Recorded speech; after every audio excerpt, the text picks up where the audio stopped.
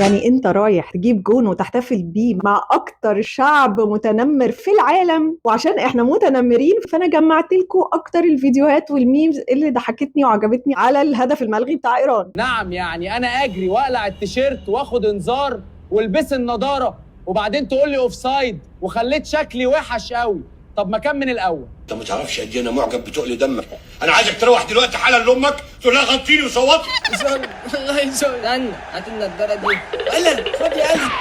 زي كل مرة جيلك امشي هبقى اشتكيلك همي بيته في الشوارع اللي ماشي فيها نيلك والسؤال اللي في راسي ازاي يا مصر بتعمليها ازاي وانا قلبي مش مساي. مين اللي يسجل الهدف وهيكسب؟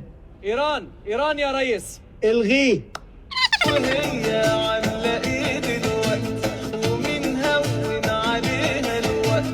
واقف بعيد ليه يا تحسين؟ يا راجل تعالى مفيش حد غريب.